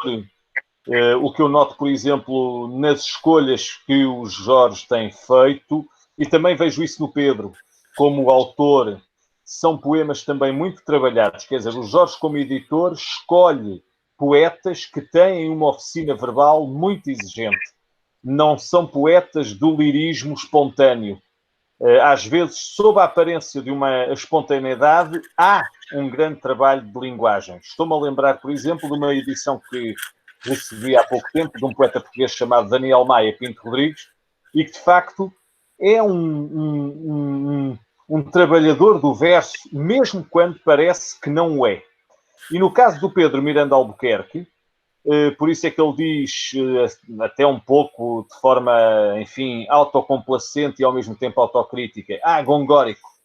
Se nós virmos a poesia do Pedro, é uma poesia de rima, nem sempre de rima, mas com grande apuramento rítmico, com grande apuramento rimático, uma poesia de associações, às vezes, que me lembram um pouco certos jogos do Lorca, é verdade, do Federico Garcia Lorca, ou do Cláudio Guilherme, mas quer dizer, é um poeta de apuro técnico. E, se posso falar um pouco da minha própria poesia, é esse lado também de técnica, de domínio técnico, que faz com que em alguns livros meus, haja ainda esse salto entre o soneto e estrofes, às vezes com esquemas mais convencionais, a redondilha, a quadra, a quintilha, e depois um salto para o poema em prosa, naquele jogo de invenção que vem do Rimbaud e do Aloysius Bertrand, de finais do século XIX. Eu acho que é preciso aí, e o Marcelo tocou num ponto que a mim me diz muito, que é a inquietação, por um lado, mas um grande conhecimento técnico. Quer dizer, nenhum poeta se faz por, como nós dizemos em Portugal, numa expressão que já deve ter caído em desuso, nenhum poeta se faz por dar cá aquela palha. Quer dizer, é preciso ter lido muito, é preciso viver a vida da poesia por dentro, conhecendo a tradição histórica que nos diz mais, ou as várias tradições históricas. Isso vê-se no trabalho de editor, é o caso do Jorge, cujas escolhas eu acho que são quase sempre guiadas por esse critério. Eu quero uma voz original e exata para pedir de empréstimo o Cesário Verde. Uma voz original e exata.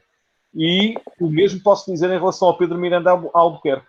Portanto, aí o Marcelo viu bem essa aliança entre inspiração e técnica. Sendo que eu, na palavra inspiração, tenho às vezes, fico assim com um bocadinho de urticária, porque eu não sou eu acho que há uma intenção e há uma intensidade que o poema deve buscar, deve procurar.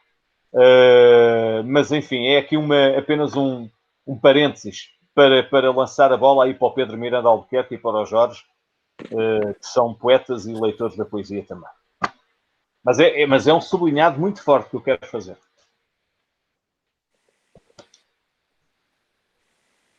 Então. Não, ficaram sem palavras. Não, quem fala? Não, Gustavo, é isso, quer dizer, é porque quem nos está a ouvir, eu espero que depois, eu tenho pena de não os ouvir viva voz, mas quem nos está a ouvir, eu tenho aqui alguns alunos meus que estão aqui em linha, eu insisto muito nisto. Não sei, Jorge, gostava muito de ouvir sobre isto, porque somos exatamente do mesmo mundo de publicação, estreámos em 99 e temos vindo a publicar. Gostava de te ouvir muito sobre isto, porque tu sabes os dilemas, os debates, as fronteiras que a poesia portuguesa nos últimos anos viveu, e os posicionamentos que tu, como editor, e eu, como na faceta crítica e de autor, fomos assumindo, mas acho que aí há um denominador comum. Procuras sempre também, parece, autores que tenham um universo de linguagem de facto muito aprimorado. Olha, o Eucanã Ferraz, desde logo, não é? E quando são mais novos, a mesma coisa. Eu lembro muito bem de autores mais novos das Quase que passavam também por aí. Sim, é assim, não é tal grande discussão entre a poesia. Estamos a ouvir muito baixinho, pelo menos, ó Jorge. Tá, espera aí. Estão a ouvir melhor agora? Sim. Diz lá, Jorge. Estão a ouvir? Sim. Sim. Pronto. É a tal questão eterna ou quase eterna nos últimos anos em Portugal. Nos últimos anos, podemos ir aos últimos 40 ou 50 anos, entre a poesia da experiência e a poesia da linguagem. E o que me parece é que o facilitismo que existe em muita dessa poesia da experiência é que faz com que do outro lado se valorize ainda mais a linguagem. Quer dizer, eu não sou contra a poesia da experiência por si. Tanto é que até a minha poesia tem esse caráter também algo confessional. A mim o que me mete um bocado de confusão é que eu tenho a sensação que muitos desses poetas escrevem 3 versos num guardanapo e têm um poema, não é? E isso é que depois, para mim, quer dizer, soa fácil, soa facilitismo, soa falso também. Para o poeta e para o leitor, quer dizer. Exatamente. Portanto, a mim interessa uma preocupação com a maneira com aquilo que se diz, tenha uma preocupação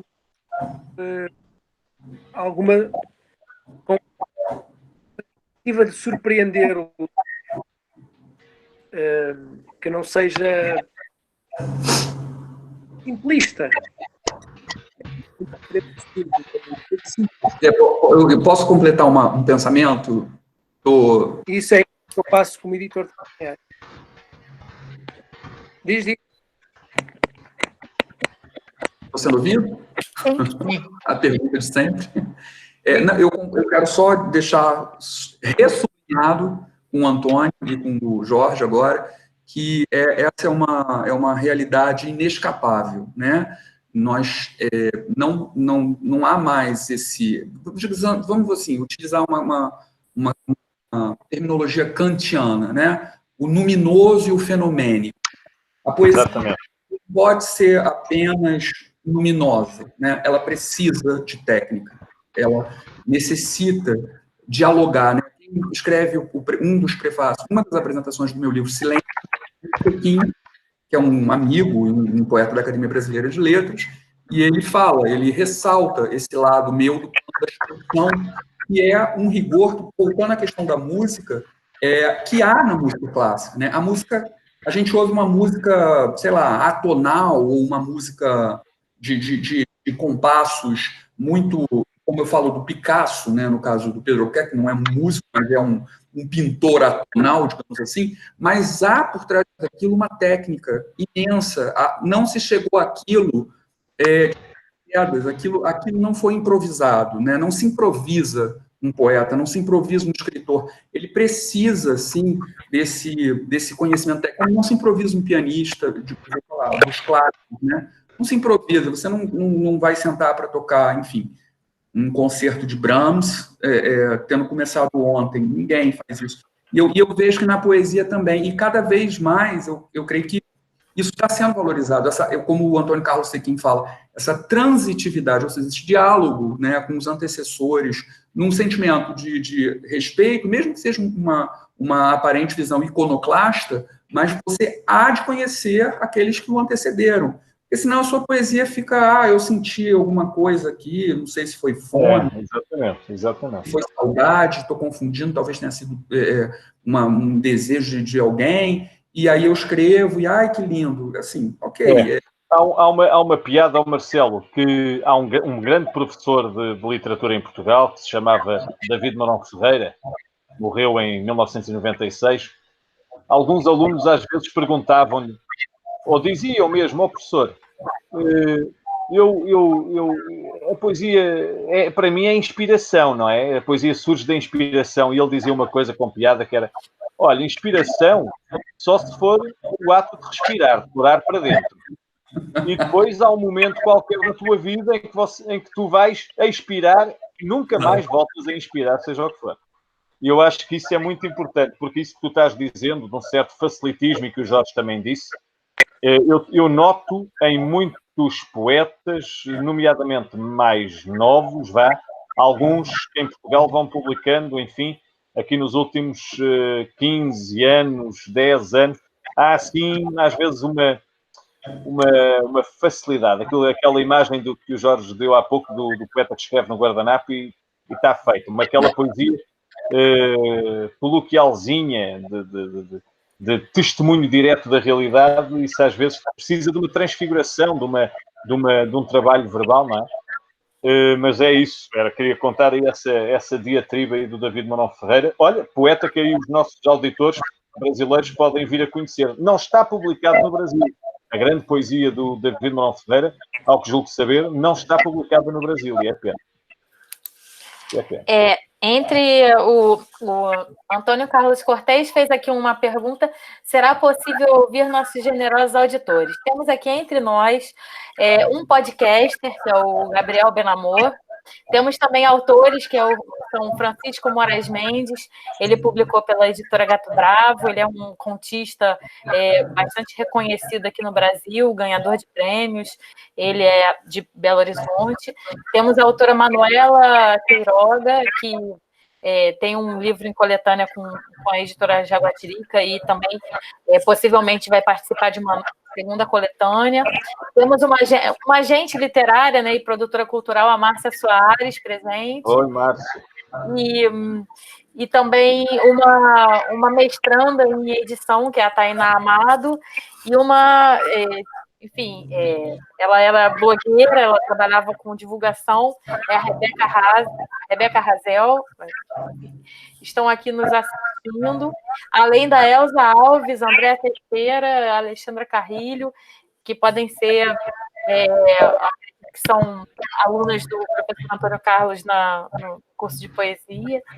Então, assim, várias audiências importantes aqui, nossos espectadores. Alguém gostaria de aparecer e fazer alguma pergunta? Nós já estamos às 7h32, já terminando o nosso encontro. Aqui, boa noite do Antônio para todos.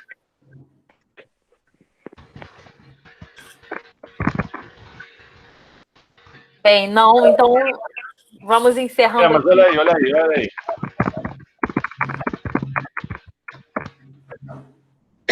A Tainá deu um olá. Assim, para a despedida, era bom ouvir a poesia deles. Eu vou ver onde é que tem. Eu vou ter que também fazer um rápido. Então vai. Vocês não estão a ver, ok? Mas eu vou dizer o meu segredo. Ok? Isto é trabalho.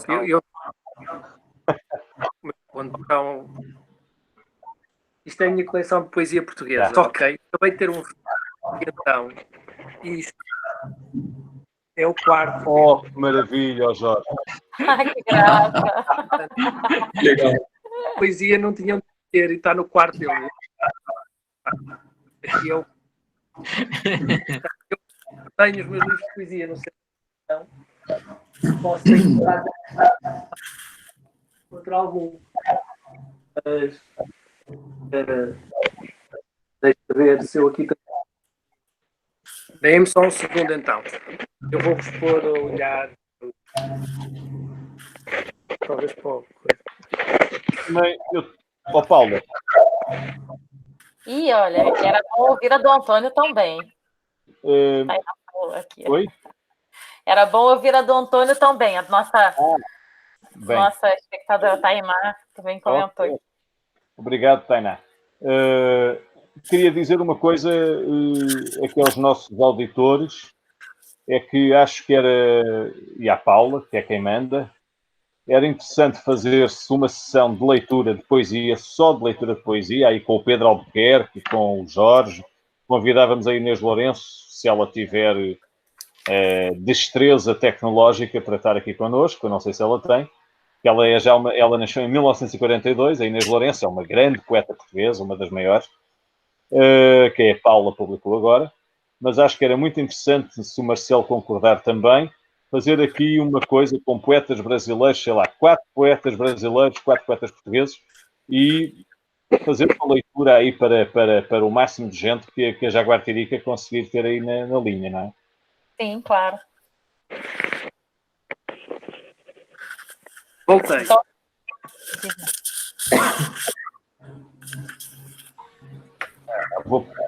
Não sei se conseguem ver aqui este livrinho publicado pela Jaguatirica, é este que eu vou ler um ou outro texto daqui. Conseguem ver? Então, quem é que começa? Para acabarmos, quem é que começa a ler o... É só Pedro.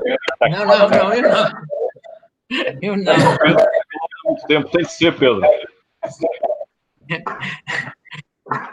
Começa com Pedro. Eu começo com o Pedro. Eu posso dizer alguma coisa além de um verso ou dois, eu posso dizer alguma coisa mais sobre aquilo que foi dito ou não? Pergunta à Paula quanto tempo temos. Olha, nós, na verdade, esse encontro era até 19h30, mas considerando que a gente, enfim, estamos aqui, continuamos aqui. Se vocês quiserem fazer alguma leitura, já estamos continuando, assim, até as 8 horas temos como encaixar essa leitura de poemas. Então, eu gostava só de, antes de ler um verso ou dois, eu gostava de dizer só duas coisas diferentes sobre coisas que foram ditas em momentos diferentes pelo conjunto, pelos outros interlocutores. Primeira questão, a primeira coisa é a publicação, o que é o sentido da publicação no Brasil?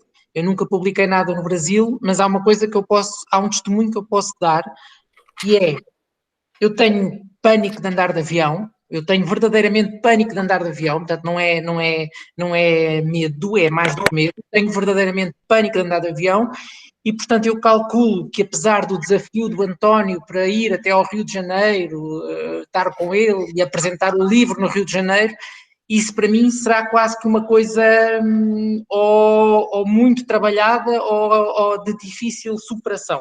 Então, ter um livro meu publicado no Brasil é já uma conquista, é já sentir que há qualquer coisa meu que chegou ao Brasil antes de eu fisicamente lá conseguir chegar. E penso que a ideia de publicar fora, lá está novamente, fora de um território, mas fora de um território físico, mas dentro do território da língua, neste caso dentro do território da língua portuguesa, penso que é uma coisa extraordinária. Queria dizer outra coisa também em relação àquilo que foi dito aqui, que é, vocês, quer o António, quer o Jorge Reixá, quer o Marcelo Moraes Caetano, quer a própria Paula, terão da literatura brasileira um muito maior conhecimento que eu. No entanto, eu num e-mail passei essa informação à Paula, e é verdade, ela é verdade. Eu venho de um tempo em que as famílias portuguesas quase todas de um certo extrato, quase todas teriam em casa, numa prateleira, livros da Cecília Meirelles, livros do Ribeiro Couto, ou seja, livros do Drummond de Andrade, Jorge de Lima. Sim, livros do Manuel Bandeira, bom, no fundo, grandes nomes da poesia brasileira, quase clássicos, Vinícius de Moraes, etc, etc. Eu, por exemplo, em casa há um livro que me lembro sempre, que é de um autor que me lembro sempre, que não vejo muito falado, porque provavelmente por uma razão, que é o Catulo da Paixão Cearense. E que eu, quando era mais jovem, criança quase, adolescente, eu frequentemente ia ler a poesia do Catulo da Paixão Cearense porque achava uma coisa extraordinária, achava que aquilo era qualquer coisa extraordinário pela musicalidade. Bom, portanto, e eu faço esse salto entre esses grandes autores clássicos para uma outra coisa que eu acho que há no Brasil, que é realmente toda a música brasileira.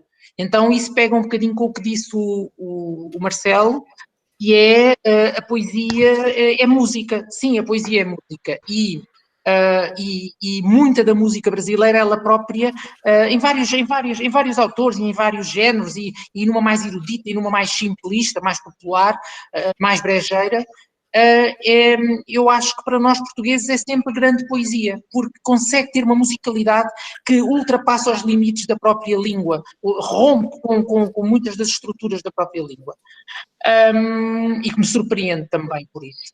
E por último dizer o seguinte, que é, em relação à questão da inspiração e da construção do poema, eu, sobretudo, no meu caso, há uma coisa que eu noto, que é, o poema é uma espécie de um puzzle de palavras. O poema é uma espécie de uma caixa onde têm que caber aquelas palavras e não outras palavras. E aquilo que vocês chamam talvez de trabalho de oficina, por exemplo, para mim passa por ser eu perder um tempo imenso à procura da palavra certa ou à procura da palavra que pode estar ao pé de outra palavra, porque como se as palavras fossem dentro daquele poema ou amigas ou inimigas. Portanto, aquela palavra junto daquela palavra não resulta, mas aquela palavra junto de outra palavra já resulta. E, portanto, eu acho que o poema é uma coisa, é tipo quase como que uma espécie de um corpo, é um corpo fechado, é como se fosse eu não sei explicar melhor, é como se fosse uma engenharia. Aquilo é uma espécie de um maquinismo e tem que funcionar. E se aquilo não funciona, e nós lemos, mas sobretudo quando ouvimos alguém ler que não nós, é que nós percebemos, e por isso é tão importante, enquanto autor, e digo isto com humildade, enquanto autor, para mim o importante não é eu ler os meus poemas. Para mim, autor, o importante é quando eu conseguir encontrar alguém que leia os meus poemas. E quando encontrar alguém que lê os meus poemas, e o António é meu amigo e muitas vezes peço-lhe, lê este poema, e eu não lhe estou a pedir um favor, não lhe estou a pedir um favor de ler um poema, eu estou-lhe a pedir a ajuda de ouvir na voz de alguém como é que as palavras, que eu sei que são um mecanismo, funcionam como se fosse um relógio. Ou aquilo na boca de alguém e na leitura de alguém funciona, ou então o poema não foi conseguido, porque o maquinismo está imperfeito, tem qualquer coisa na roldana e não está perfeito. Portanto, isto não sei se responde também um bocadinho àquilo que aqui foi dito do que é a poesia. Eu não sei definir o que é a poesia, não sei o que é a inspiração, não sei nada disso, não consigo dizer preconceitos, consigo apenas dizer através das imagens que utilizei. Pronto. Agora, para ler um verso meu, eu sou péssimo leitor, vocês estão a pedir uma coisa que eu acho horrível, eu nem preparei verso nenhum, eu sinceramente nem sei o que é de ler, estou para aqui a olhar para isto, nem sei o que é de ler. Bom, vamos lá ver como é que sai, se isto sai alguma coisa de jeito. E vou ler este, deixa-me lá ver aqui o mais pequenino, coisa mais pequenininha, para eu me sentir bem, se não me sentir Paula, bem. o nosso amável público, amado público, eles conseguem falar com viva voz ou não? Se nós quiséssemos ouvir. Sim, conseguem, não estão falando porque não querem. Não quero. Tá bom. Então eu vou sim, como eu já falei muito. Como eu já falei muito extra aquilo que me foi pedido, vou ler um verso muito pequenino de um conjunto de poemas que se chama Abdominal. É constituído por vários poemas e eu vou ler apenas este poema. 2 monstros guardavam-te à entrada para seres catedral de um rico casto. É o meu poema. É o poema. Não sei se li bem, se li mal. Pronto, passo a palavra a quem saiba ler melhor que eu leio muito mal. Vai, Jorge. Então, o Jorge tinha separado já. Bem, eu tinha aqui 2 coisas, mas é um bocado vergonhoso, porque como é grande, depois disto, Mas lê, Jorge, lê. Eu também tenho tempo. Então, eu vou ler 2 poemas. Vou ler, estão os 2 na antologia. Um é o que dá título à antologia, que se chama Pátio. E o outro é o que termina, deixa-me só ir aqui buscar, e o outro é o que termina a antologia, que é o Poison Oak. Agora não encontro o Pátio. Está aqui. Então, o Pátio diz assim: estive para ser entregue a Deus desde pequeno. Não em sacrifício, como ao frango que a minha avó ainda mata nas traseiras da casa, golpe certeiro no pescoço, o sangue a escorrer para a bacia para que depois se junte ao arroz solto à noite. Estive para ser entregue a Deus com a batina maculada de um padre, entregue a Nosso Senhor por oração e valência espiritual. Há de ser este o menino, Manel, dizia a minha avó a meu pai, cheia de esperança. Estive por ela, pelo meu pai, que chegou a usar batina no seminário, e por mim, tal o encanto das coisas sagradas. A minha avó, no pátio, a olhar para a entrada da casa, dizia: rapaz, vamos à missa das 10h30 como se ao céu. E eu, aprendiz de feiticeiro, a ajudar à missa como gente grande, juntando as migalhas das hóstias com Deus Nosso Senhor ao lado. Estive para ser entregue a Deus e sentia ser esse o meu destino. Ainda hoje, quando no fim de jantar limpo a banca, a louça na máquina, a hóstia celebrada no pão nosso de cada dia, dobro silencioso o pano da cozinha como um paramento. Recito: graças e louvores se deem a todo o momento. E ouço: ao Santíssimo e Diviníssimo Sacramento. Este foi um. Muito E obrigada, o outro... Diga. O outro... isto era um conjunto, um pequenino livro que eu fiz com 8 ou 9 poemas chamado Teoria dos Conjuntos. E cada poema estava baseado numa banda ou numa música. E então este aqui chama-se Bright Eyes e a música é Poison Oak. que é uma música que eu gosto muito desta banda. Pronto, tem uma dedicatória, e a dedicatória é JRS, vírgula, in memoriam, que é quase autoexplicativo. E então diz assim: encerro neste verso a distância que sei do coração ao Pacífico. Deixaste para trás o pó, o sol quente, uma cascavel e um pedaço de rocha sedimentar onde está uma vida inteira. Atravessaste o rio, fugiste para o México, o ar quente de uma tarde que parece para sempre.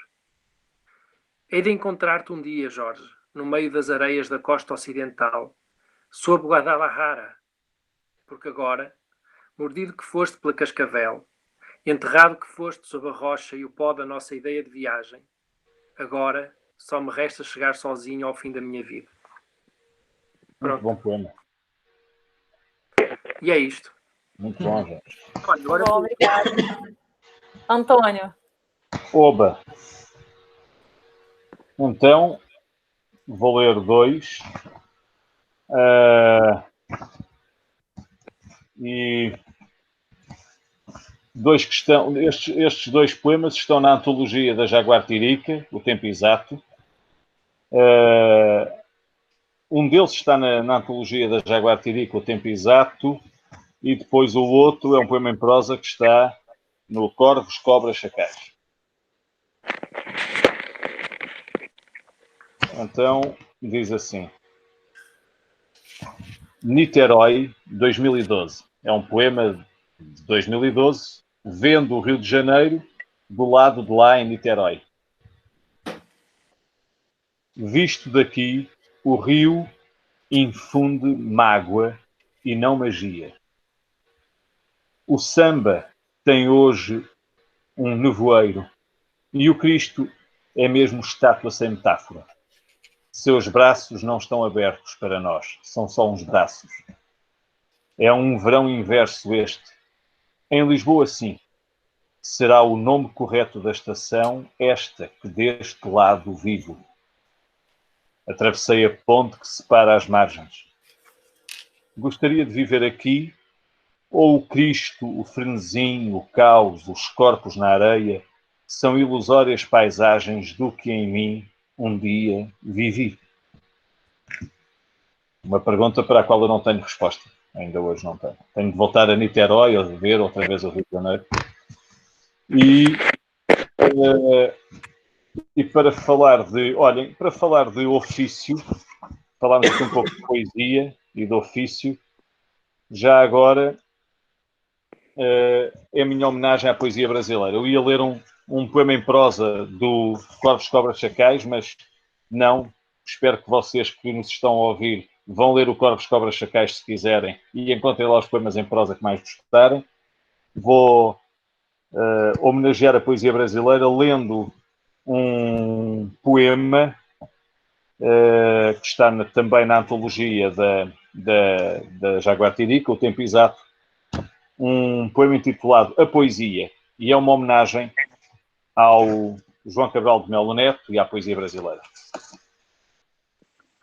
A poesia abriu feridas na sua fusão de sílabas, em transferências dúbias, em transfusões sanguíneas. A poesia insurgiu a fala e remarcou terrenos e mudou-te os termos. É equação ou rio, ou rima ou solução. E fustigou teus dedos e cansou teus passos e cegou-te os braços e teus ossos fendeu-os. Teu olhar fendeu e apontou-te o mar, esse globo ocular, e mostrou-te aos poucos os areais do ar. E consoante os ritmos, fechou esses gritos. E é ferida certa, processual e fria. Um cianeto claro, uma prisão liberta. E não é poesia.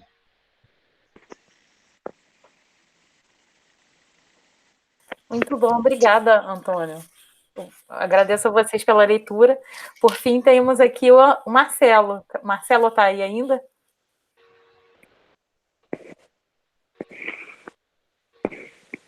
Marcelo?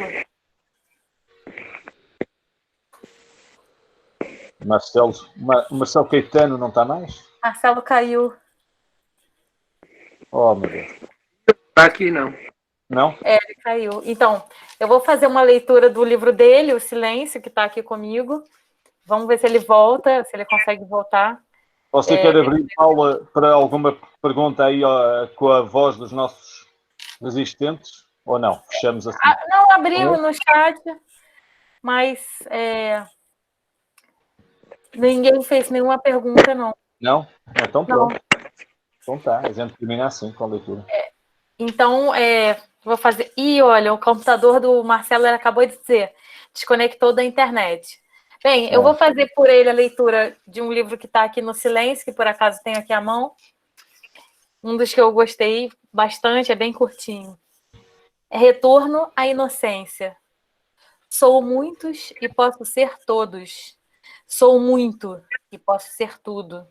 Sou pouco e posso ser invicto. Sou vazio e posso ser infinito. Achei esse poema muito bonito. Bom poema também. Está aí, Pedro. Tens de ler mais que o monóstico.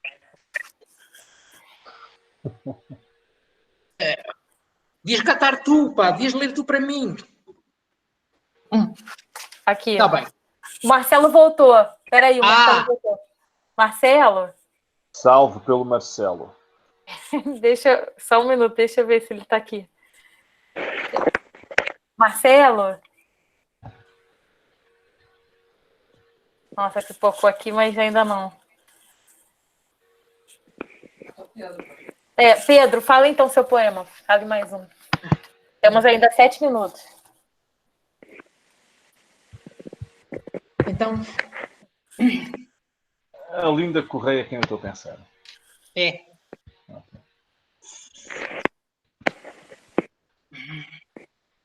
Os anjos colhem as penas das cegonhas lesas. Não, estou a ler mal, eu leio mal. Peço desculpa. Os anjos colhem as penas das cegonhas lesas da conquista entre ferros musicais vazados. E tu, que colhes hoje, o que queres escolher hoje? Cegonha lesa, num engano musical dos olhos que namoras, mas não conquistas, que detens como salas vazadas do lume há muito incendiado. Farejo de loiro o cheiro da traição, e longe dos cabelos anseia o negro, do pássaro ansioso que recolhe ao pois azulado. O seu exercício é peixe, nada nos lagos de sempre, onde a pedra é escura e as águas frias. Não sabe que o conhecem, que lhe percebem nos gestos a impossibilidade de assentar raízes.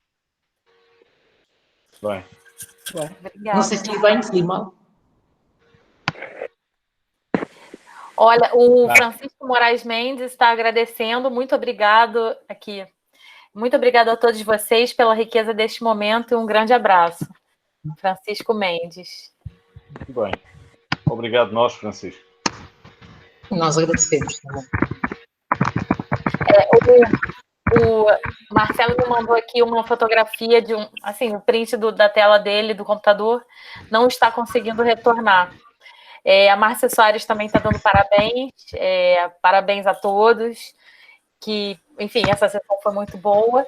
E eu agradeço, assim, sobretudo a todos vocês que estão assistindo até agora, que continuaram conosco mesmo depois das 19h30 e que aí estão em Lisboa, chegando já quase à meia-noite.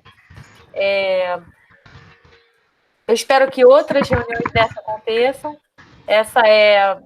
Enfim, esses encontros foram uma ideia para minimizarmos o problema da falta do isolamento social, né? Que estamos isolados, mas podemos estar juntos dessa forma. E eu agradeço, enfim, fico muito satisfeita, muito feliz, porque tivemos aqui mais de 20 pessoas nessa sessão e pretendemos aqui na Jaguatirica organizar novos eventos, tá? Pedro, Jorge e Antônio, obrigada a vocês todos. A gente está aqui dizendo obrigado a nós, Francisco. Então, o Antônio respondeu ao Francisco. Assim, vamos combinar agora os lançamentos na Travessa de Ipanema e na Travessa de Lisboa, do Príncipe Real. Lisboa, sim. Né? Sim, da Rua da Escola Politécnica. E Marcelo voltou. Marcelo, estávamos tentando esperar aí você voltar. Marcelo, você volta na despedida, tá? Pois é. Eu estava tentando despedir. Isso tem a falta de educação. Você.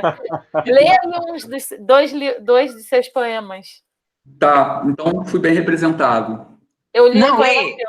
Não, Mas você lê mais dois. lê, Marcelo. Leio. Não sei se ela leu um soneto, que eu sou um amante de sonetos, né? Não podia deixar de ser. E se chama Arquitetura da Ida. Você leu, Paula? Não, eu li o Retorno à Inocência. Tá. Eu vou ler, então, Arquitetura da Ida. Que eu acho que fala muito dessa questão da inspiração. É quase textual, né? Da inspiração versus a arquitetura, né? Enfim, é Arquitetura da Ida, o título do sonho, e eu cometo os versos. No entorno das façanhas mais sublimes, onde não se abstrai nada dos factos, onde o humano não sabe e comete crimes, onde o espelho nega até os retratos, quando o tempo se tem no espaço e tudo é somente ser ou não ser, dar-se-á veloz o tal primeiro passo no trem da vida, esteja ele onde estiver. Não falo sobre o que já está superado, nem sobre quem quero que me abandone, tampouco sobre alguém que nem me espera. Falo sobre a elegância linear do cone, sobre a ternura serena da esfera. É esse. Bonito, Marcelo. Obrigada, Marcelo. Desculpem a minha falta de educação tecnológica. Nada, esses probleminhas a gente vai administrando. E eu acho que assim, fica bastante até dinâmico, cai, um entra, outro, enfim. Então, eu gostaria de agradecer a todos vocês pela presença de novo, pela participação, pelas leituras poéticas e por terem ficado conosco aí até às 8 da noite, né, da segunda-feira, e os poetas de Lisboa até a meia-noite. Enfim, temos essa diferença de fuso, mas estamos juntos de qualquer forma. Um beijo a todos vocês. Nós informaremos outros eventos como esse e eu espero que vocês possam participar. Sempre que a gente tiver aqui o convite, a gente vai encaminhar o pessoal aqui da Jaguatirica e da editora Guato Bravo. Pretendemos fazer mais e sempre melhor, tá bom?